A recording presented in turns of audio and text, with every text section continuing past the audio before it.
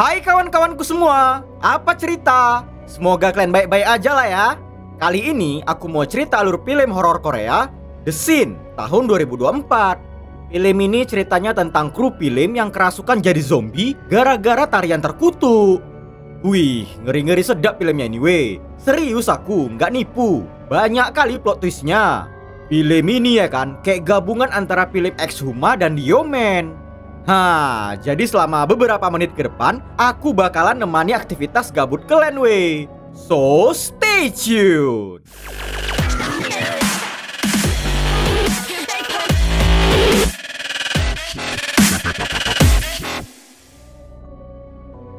Jadi ceritanya tuh kayak gini weh. Di awal film kita dikenali sama penari profesional bernama Si Yeong. Dia ini baru aja keterima jadi pemeran utama di film tari kebudayaan modern Korea. Setelah jadwal dan syuting ditentukan, Si Yeong pergi ke sana sendirian. Waktu dia lagi nunggu di kafe halte ya kan, mendadak ada bocil yang lasak kali numpain kopi panas ke tangannya. Awal-awal dia kesakitan, tapi nggak berapa lama udah kayak biasa aja. Di saat dalam perjalanan, dia nengok ada kecelakaan mobil. Si Yeong sejenak teringat dengan kecelakaan yang dia alami dengan mamanya dulu. Dari naik bus, abis itu naik taksi, akhirnya Si Yeong sampai juga di lokasi. Tempat syutingnya di sekolah kosong yang berada di dalam hutan. Waktu dia lagi negor-negor kru film, mendadak muncul suara lonceng. Si Yeong ngerasa kayak punya firasat aneh dengan tempat itu. Pas mau masuk ke dalam ya kan, tiba-tiba aja dipikir mereka itu orang yang jatuh dari lantai atas. Ternyata itu cuma boneka properti buat syuting. Ngalamin hal yang kayak gitu jadi spot jantung kali lah Si Yeong. Gara-gara kejadian ceroboh tadi, asisten sutradara minta ke produser agar syuting ditunda sementara buat ngecek peralatan yang lain dulu. Tapi sutradara Hui Wook nggak mau buang-buang waktu dengan alasan sewa gedungnya mahal. Ngedengar adu argumen itu, Si Yeong langsung bilang kalau udah baikan dan siap buat mulai syuting. Waktu dia lagi ganti pakaian, mendadak ada orang yang nggak sengaja masuk. Dia adalah Chae-yoon, kawannya waktu kuliah dulu. Gak disangka dia di sini juga dapat peran. Jadi di syuting film ini ternyata ada dua penarinya. Si Yeong baru tahu, dipikir cuma dia aja yang main. Karena waktu ngasih tugas hafalan tarian, sutradara Hui Wook nggak ngasih tahu kalau ada pemain lain. Jadi ya kan weh, waktu syuting udah mau dimulai, di sini kita dikasih tengok flashback kalau ada yang nggak beres dengan sutradaranya. Masa cuma ngasih video tarian, habis itu disuruh hafal, baru kemudian langsung syuting. Gak ada sama sekali latihan koreografi sebelum hari H. Kan gak betul. Film ini alurnya loncat-loncat weh, maju mundur cantik. Di hari waktu Si Yeong lagi latihan menari, mendadak dia kayak dapat penglihatan yang seram kali. Sampai-sampai dia jadi mimisan. Dipikir hal itu terjadi karena dia terlalu kecapean. Syuting pun dimulai. Si Yeong menari solo di ruangan koridor. Dengan gerakan yang aneh tapi mantap, gak pakai waktu lama, syuting sesi pertama pun selesai dilakukan. Abis itu sesi kedua akan dilakukan di lantai rooftop. Jadi salah satu kru pergi ke ruang generator buat ngidupin listrik. Mendadak dia ngerasa kayak ada orang lain di ruangan itu. Dicari-cari. Tapi nggak taunya dia malah nengok di tembok ada banyak tulisan dan lambang yang aneh kali. Di ruang tunggu, Si Yeong dan Chae-yoon ngebahas tarian yang disuruh sama sutradara. Dan kemudian kita dikasih tahu, semenjak Si Yeong ngalamin kecelakaan mobil, walaupun badan gak luka sedikit pun, dia dikasih obat sama dokter. Biar kalau ngalami trauma dan migrain, dia bisa cepat tenang, gak panikan. Syuting sesi kedua pun dilakukan. Kali ini Chae-yoon yang menari solo di rooftop gedung sekolah. Gak taunya di ruang tunggu Si Yeong latihan nari juga. Karena syuting sesi ketiga nanti mereka dua mau ngelakuin tarian duet. Tiba-tiba aja ya kan, ada suara jeritan cewek yang gak tahu entah dari mana. Dicek sama Si Yeong, tapi gak ada yang aneh di ruang koridor itu.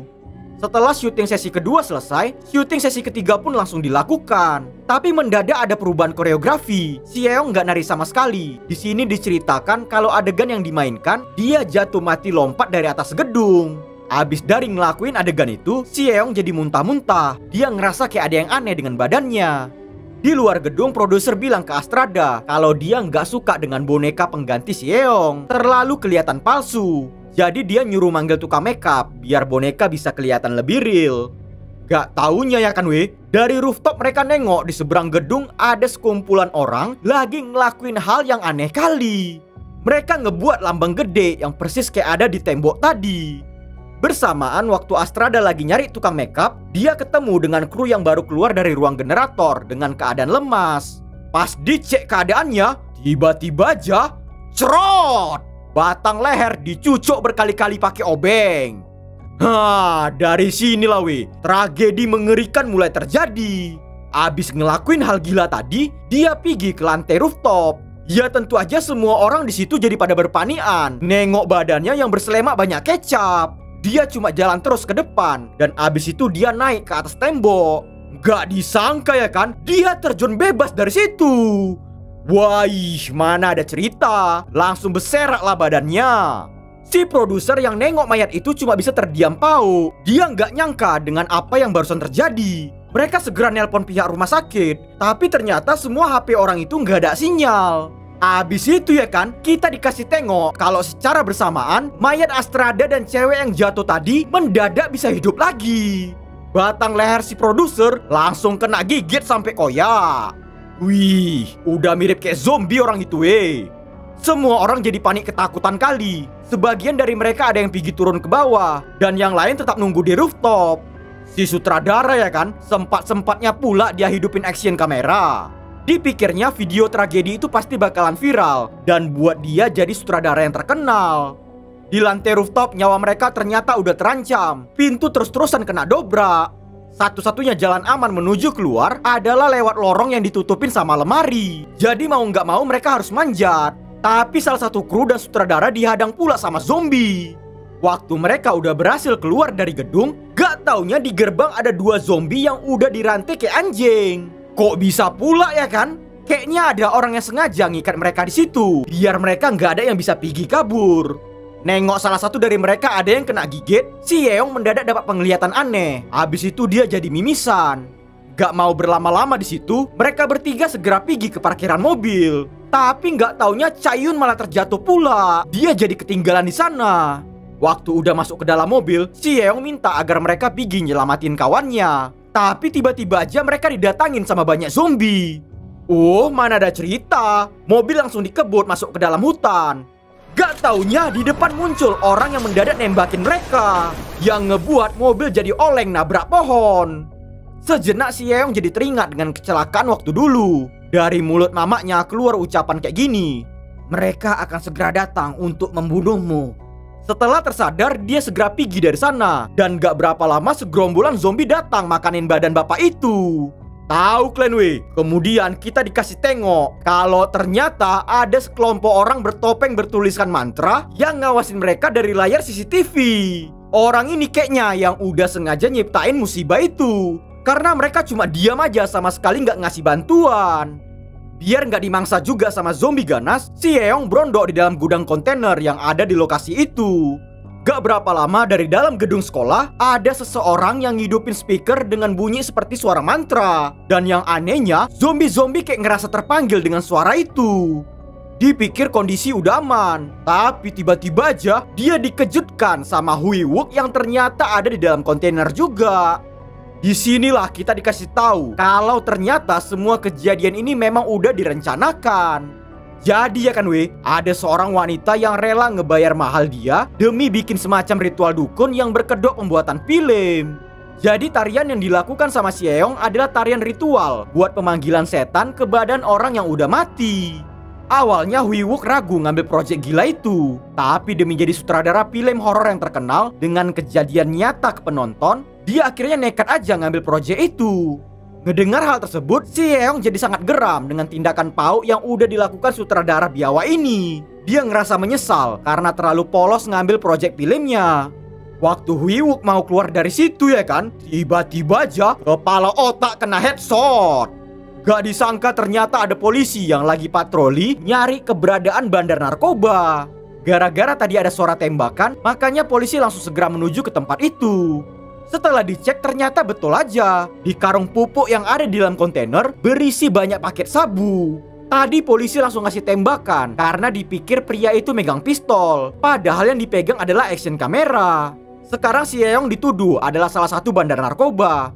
Walaupun dia nyeritain apa yang lagi terjadi, polisi-polisi itu nggak ada yang percaya sama sekali. Dia malah sampai mohon-mohon buat dikeluarin dari hutan itu. Tapi detektif polisi malah ngelakuin interogasi kasar, nanyain di mana kelompokan yang lain. Gak taunya si bapak yang ada di dalam mobil udah berubah jadi zombie juga. Polisi-polisi itu panik dan pandangan mereka jadi teralihkan. Oh, si Yeong pakai kesempatan itulah buat kabur dari sana. Gak tinggal diam, si detektif langsung ngasih tembakan. Tapi yang anehnya 3 kali tembak gak ada yang kena. Ya tentu aja dia jadi kebingungan. Kok bisa pula? Gak mau kehilangan tersangka, salah satu polisi disuruh buat ngejar. Tiba-tiba aja ya kan, si sutradara udah berubah juga jadi zombie. Setelah aksi kejar-kejaran di dalam hutan, si Yeong pun akhirnya ketangkap. Tapi mendadak kepala otak polisi itu dipukul sama salah satu anggota sekte. Di tempat kontainer tadi, ternyata polisi di situ juga udah didatangi sama banyak anggota sekte. Karena kalah jumlah yang nggak bisa ngelawan lah polisi-polisi itu. Salah satu dari mereka ngebuka penutup kepala. Dia ngasih tahu seharusnya polisi nggak usah ikut campur dengan bisnis mereka.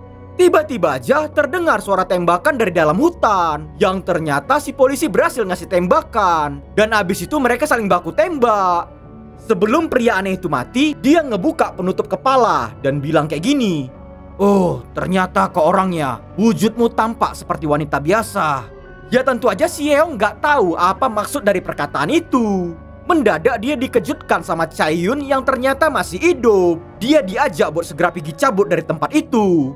Waktu mereka lagi lari sekuat tenaga, gak disangka mereka nengok tempat yang aneh kali. Ada banyak kain bergelantungan dan jimat yang diikatkan ke tali panjang. Mirip-mirip kayak tempat ritual perdukunan. Namun Chae-yoon tetap nyuruh buat lari, gak usah pedulikan tempat apa itu. Setelah terus-terusan lari, akhirnya mereka berhasil keluar dari dalam hutan. Si Yeong nangis-nangis ketakutan. Dia terotak, kenapa pula hal mengerikan itu bisa terjadi padanya. Ditengok di seberang jalan ada pom bensin, mereka pun segera pergi ke sana dan Chae-yoon minjam telepon buat ngehubungi polisi. Di dalam kamar mandi, si Yeong ngalami mimisan lagi dan mendadak dia terkejut nengok penampakan mamanya yang berselemak banyak kecap. Waktu lagi duduk di kloset, dia teringat dengan masa lalunya. Di sini kalian dengar baik-baik, ada benang merah dari film ini weh. Waktu masih SMP, saat si Yeong lagi sedih, mamanya selalu ngehibur dan bilang kalau dia akan selalu melindunginya. Masih baik ya kan weh? Tapi saat udah SMA, mamanya malah berada di rumah sakit jiwa. Dia bilang kayak gini, kalau aku punya kesempatan lagi, aku akan langsung membunuhmu. Ini demi kebaikan semua orang nak. Udah lain kali ya kan weh? Kenapa pula mamanya bisa ngomong kayak gitu ke si Yeong? Gak berapa lama dia disadarkan dengan kedatangan Chae-yoon yang bawain dia botol air. Setelah diminum sampai habis, dia cerita tentang kecelakaan mobil waktu itu. Di suatu hari, si Yeong dikejutkan dengan mamanya yang udah keluar dari rumah sakit jiwa. Si mama ngasih tahu kalau udah sembuh dari penyakit mental, makanya itu bisa ngejemput dia pulang dari latihan nari. Saat lagi di dalam mobil, dia ngerasa ada yang aneh dengan mamanya. Dan ternyata betul. Tiba-tiba aja mobil dibelokkan ke pembatas jalan yang ngebuat mobil jadi kecampak berserak. Gara-gara kejadian itu, dia ngalami trauma berat yang ngebuat dia amnesia dengan kejadian masa lalu. Waktu si Yeong mau berdiri ya kan, mendadak badan jadi oyong dan dia pun pingsan gak sadarkan diri. Abis itu kita dikasih tengok flashback saat si Yeong masih SMP. Ada adegan dia lagi latihan balet, abis itu cipokan dengan cowok yang disukainya. Dan kemudian adegan berpindah ke ruang psikiater setelah dia ngalami kecelakaan mobil. Di dalam catatan keterangan pasien, dokter nulis kalau si Yeong menderita gangguan fugu disosiatif, yang artinya suatu kondisi gangguan jiwa di mana penderita gangguan tersebut melupakan identitas aslinya dan penderita tersebut mengganti identitasnya dengan identitas orang lain. Di saat udah tersadar dari pingsan, si Yeong udah berada di dalam aula sekolah aja. Di mukanya disorot lampu yang bertuliskan mantra dan di hadapannya ada banyak anggota sekte yang masing-masing megang senjata. Ngapain pula sampai kayak gitu ya kan? Kok aneh kali. Tiba-tiba aja salah satu dari mereka ngedatangin dia. Dan gak pakai banyak bacot, jantung si Yeong langsung ditembak. Awalnya aku pikir langsung mati dia, tapi ternyata masih bisa hidup. Disinilah weh, benang merah mulai dimunculkan lagi. Jadi ya kan, dia ini adalah seorang pimpinan mafia narkoba. Dia ngelakuin semua hal tersebut demi balas dendam atas kematian keluarganya. Tapi si Yeong mohon-mohon agar dilepaskan dan terus-terusan bilang kalau dia udah salah orang. Matahari pagi akhirnya udah muncul. Gak tahu entah kenapa di atas rooftop, Chaeyoung dengan pakaian dukun mulai ngelakuin tarian ritual lagi. Abis itu kita dikasih tengok flashback dari akar permasalahan semua kejadian ini. Jadi ya kan ada seorang cowok SMP bernama Minho. Di sekolah dia ini suka sama seorang cewek bernama Lisa. Gak taunya si Yeong yang ternyata suka sama Minho jadi cemburu. Hingga di suatu hari dikasihlah surat cinta di depan koridor sekolah, yang ngebuat Minho jadi diejekin sama kawan-kawannya. Hal itu ngebuat dia jadi frustasi dan akhirnya berhenti di tengah jalan sampai dia mati ketabrak sama taksi yang lewat. Di hari pemakaman, si Yeong nengok ada Lisa yang juga datang ngelayat. Abis dari pemakaman, kita dikasih tengok kalau dia mati nenggelamin diri di sungai. Di dalam pelukan mamanya, si Yeong mendadak ketawa senang dengan hal tragis itu.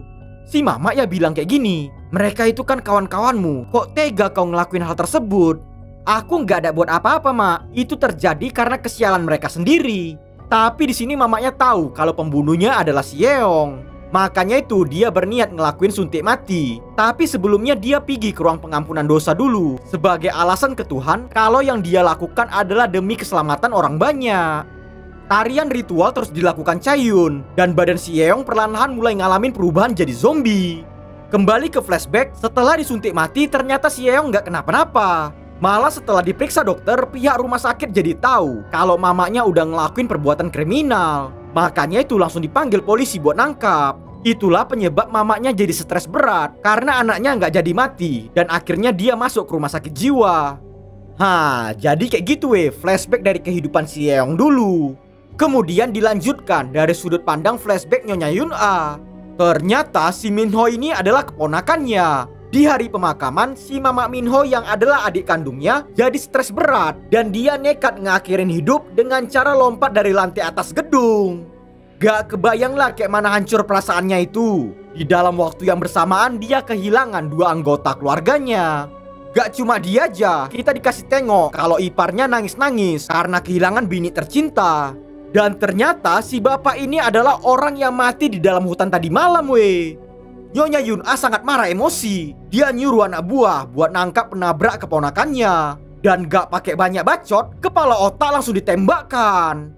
Di saat itu dipikirnya semua adalah karena kesalahan dari si supir taksi.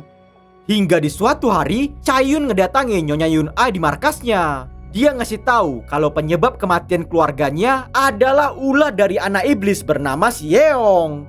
Awalnya dia sama sekali nggak percaya dengan hal yang diceritakan. Jadi disuruhlah asisten pribadinya buat nyelidikin kebenaran tentang si Yeong. Gara-gara banyak anak yang mati kalau berhubungan dengannya, itulah yang ngebuat dia jadi sering pindah rumah dan sekolah. Setelah ditelusuri di mana keberadaannya sekarang, akhirnya Chaeyoung nyamar sebagai kawan kuliahnya. Tapi dia ngasih tahu ke Nyonya Yun-a kalau si Yeong sebagai anak iblis gak bisa dibunuh dengan gampang. Bahkan mamanya sendiri udah nyoba ngelakuin berbagai cara, tapi gak ada yang berhasil. Makanya itu untuk membunuh iblis harus pakai arwah jahat dari dunia kematian. Biar Nyonya Yun-a semakin percaya, dia nunjukin ritual pemanggilan arwah jahat buat dimasukkan ke dalam badan orang yang udah mati. Dan mayat hidup itu hanya bisa dibunuh dengan cara kepala dihancurkan atau diputus dari batang leher. Nengok kejadian spiritual gila itu, akhirnya dia jadi percaya. Makanya itu dia nyiapkan lokasi tempat yang jauh dari pemukiman kota agar warga sekitar nggak dimangsa sama zombie-zombie ganas. Sutradara yang bisa disuap dicari, lokasi gedung dicari. Pokoknya semua hal disiapin sama Nyonya Yun-a agar si Yeong gampang masuk ke dalam perangkap. Kemudian semua kru film adalah orang yang pernah ngelakuin kejahatan. Hal itu dilakukan agar dia nggak merasa berdosa, udah bikin orang lain jadi tumbal demi balas dendamnya. Jadi kayak gitulah alur kenapa semua hal mengerikan itu bisa terjadi. Sambil nangis-nangis, kondisi si Yeong makin parah. Banyak kecap berkeluaran dari mata, hidung, kuping, dan mulutnya. Perlahan-lahan badannya mulai dirasuki sama setan. Dari raut wajah Nyonya Yun-a gak ada rasa kasihan sama sekali. Malah dia bilang, aku seharusnya membunuhmu di 9 tahun yang lalu. Kemudian mereka semua pergi ninggalin tempat itu. Dan speaker diletakin di samping si Yeong buat manggil semua pasukan zombie. Oh, mana ada cerita. Suara keras mantra langsung mancing semua zombie ke ruangan aula. Tahu kalian weh, ngeri kali. Badan si Yeong langsung dimakani sampai putus kepala otaknya. Di lantai rooftop, setelah dendamnya terbalaskan, Nyonya Yun-ah ngedatangi Chae-yun. Dia nanya apa alasan sebenarnya dia ngasih bantuan. Chae-yun cuma bilang kalau orang berdosa memang harus mendapatkan hukuman. Ngedengar hal tersebut, mendadak Nyonya Yun-ah jadi terdiam pau. Dia ngeluarin pistol dari sakunya. Dan gak disangka ya kan, terdengar ada suara tembakan. Chae-yun sama sekali gak peduli. Dia segera pergi cabut aja dari sana dengan santai. Sesampai di rumah, dia lupa dengan password rumahnya. Tapi untung ada sidik jari, jadi dia bisa masuk. Di dalam rumah itu ada banyak peralatan agama dan perdukunan. Siap-siap kalian ya weh buat plot twistnya. Waktu dia nengok ke arah kaca, kita dikasih tengok kalau yang nampak malah mukanya si Yeong. Abis itu kita dikasih tengok sama flashback lagi. Ternyata waktu mereka lagi di gudang pom bensin, saat si Yeong jatuh pingsan, dia nyuruh Nyonya Yun-ah agar anak buahnya datang ngejemput. Tapi nggak disangka ya kan, kekuatan terkutuk si Yeong yang udah lama tertidur semenjak kecelakaan sama mamanya dulu, akhirnya bangkit kembali. Chae-yun segera ngambil tabung apar buat ngasih pukulan. Tapi nggak taunya si Yeong sama sekali nggak tersentuh. Malah badannya kena dorong sampai kecampak. Abis itu dia pakai kunci Inggris. Tapi percuma, sama aja kayak tadi. Gedegam! Chae-yun langsung terkapar. Kemudian kita dikasih tengok kalau si Yeong bisa berubah wujud jadi orang lain. Jadi ternyata alur yang sebenarnya terjadi pas SMP si Yeong nyamar jadi Lisa demi bisa cipokan dengan Minho. Karena cintanya ditolak mentah-mentah, si Yeong jadi emosi ngamuk. Dia make kekuatan telepati hipnotisnya buat ngendaliin badan orang yang dia benci. Mirip-mirip kayak kekuatan Profesor X-Men lah dia ini weh. Jadi si Yeong lah yang udah ngebuat Minho berdiri di tengah jalan. Dan juga yang ngebuat Lisa nenggelamin diri ke sungai. Saat anak buah Yun-ah udah datang ke pom bensin, sebenarnya yang mereka angkut adalah badan Chae-yun yang udah dirubah bentuk badan dan wajahnya. Mereka semua sama sekali nggak sadar akan tipu muslihat itu. Apa nggak ngeri kali dia ini ya kan weh? Itulah kenapa waktu kecelakaan mobil dia sama sekali nggak terluka. Cuma gara-gara dia ngalami trauma yang hebat, ngebuat dia jadi amnesia sementara. Si Yeong lupa kalau dia sebenarnya adalah anak iblis yang punya kekuatan terkutuk. Di saat lagi duduk santai, si Yeong teringat dengan perkataan kejam mamanya dulu tentang banyak orang yang akan segera berdatangan untuk membunuhnya. Dengan bersikap dingin dia bilang kayak gini, "Aku akan siap untuk membunuh mereka semua." Di penghujung film, kita dikasih tengok kalau sebenarnya Chae-yun ini adalah anak dari seorang ketua perdukunan di kampungnya. Setelah pengkremasian, abu anaknya ditebarkan ke danau yang indah. Padahal mamanya udah ngelarang dia untuk pergi ngelawan anak iblis itu. Tapi dia keras kepala kali. Dan akhirnya yang terjadi malah nyawanya yang jadi korban. Di tempat itu kita juga nengok ada 2 orang pastor. Kayaknya ya kan weh, kalau film ini laku keras, mungkin akan dibuat film selanjutnya tentang kolaborasi antara perdukunan dan pastor buat ngelawan si anak iblis. Wih, apa nggak paten kali ya kan? Dan akhirnya film mind blowing ini pun tamat. Jadi kayak gitulah weh alur cerita film horor Korea The Sin tahun 2024. Semoga kalian suka lah ya dengar aku cerita. Menurut aku pribadi, film ini lebih seru daripada film Exhuma. Tapi entah kenapa film horor Korea bagus ini gak viral kayak film yang lain. Jadi ya udah dulu ya weh, tetap dukung channel Cheers Project biar makin berkembang ke depannya. Terima kasih and cheers.